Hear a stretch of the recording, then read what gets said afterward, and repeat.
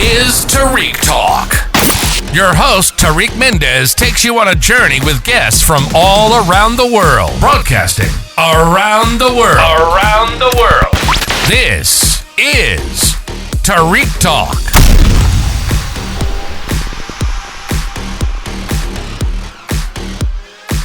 Alright guys, today I'm here with Anika with Oh Baby at booth 109. How are you today? I'm great. I'm so happy. Thank you so much for being on the podcast. I love the grills, by the way. That's such a cool detail.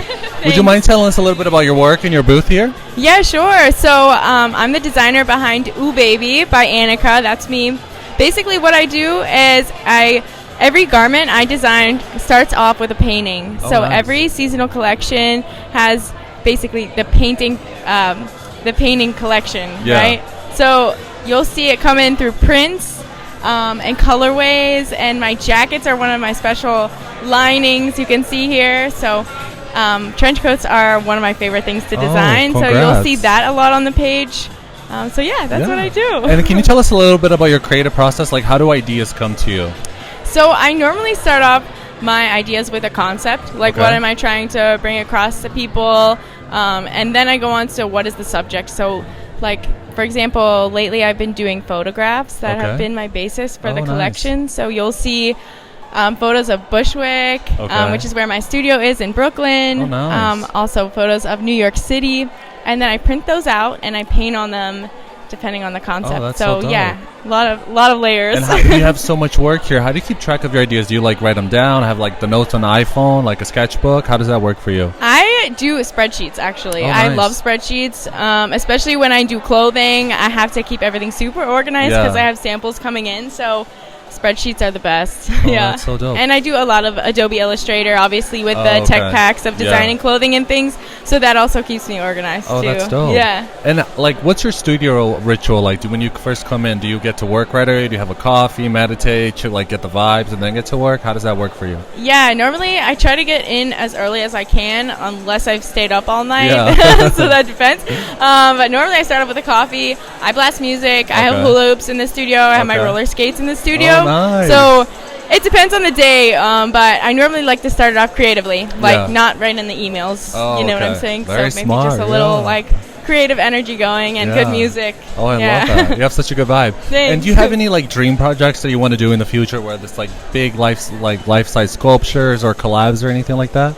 You know, I honestly, I just want to continue to scale my business. Right now I'm on such a incline, and I'm so excited to continue sharing this. So basically I just want to focus on making the best product that I can, and I know that whatever's meant to be will be, and collaborations, of course, with larger brands. I think my biggest goal is getting into a couple large stores across the United States and hopefully internationally.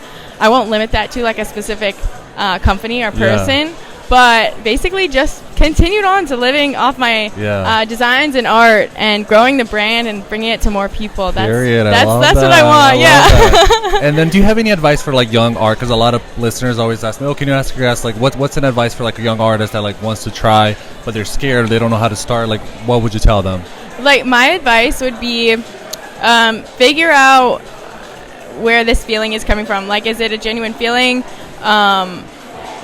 What avenue do you want to go into? Do you want to go into painting, clothing? Do you want to try it all? And then my kind of deciding factor to I had to make money, right? Yeah. So I dropped out of college and I had to make money. So I found a sales channel, and that happened to be a street market. And that literally changed my life because it was in front of so many people, which I recommend. Going to your local markets. Every city has a market. Go bring your art, bring your clothes, bring your whatever, photographs. Bring them there in front of people, get their feedback, sell it, get it out there in the world, and it starts to go like momentum, a tumbleweed. So I would just say get it in front of as many people as you can. That's dope. And going back to your art, I see you seem to use a lot of mediums. I'm guessing spray paint, acrylic. Can you describe a little bit about the materials you use? Yeah, each piece changes up, and obviously I love clothes so much that I have a lot of fabric samples. So basically I'll use like some patches, which is a signature of Ooh Baby. Spray paint, you're totally right. Graffiti markers. I just started with oil, so I have an oil painting over there, which is awesome. Oh, cool.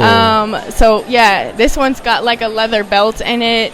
So I really like using textiles because it ties in the clothing so well. That's so on brand. That's so genius. Well, thank you so much for being on the podcast. Can you just plug in your Instagram one more time? Yeah, my Instagram is Ooh Baby by Anika. OOHBABYBYANIKA. Ooh Baby by Anika. Thank you so much, guys. Check her work. It's so dope. She's at booth 109. And thank you again. It was a pleasure meeting you. Thank you for listening to Tarik Talk. Follow Tarik Talk on all social media channels and check out the video interviews online.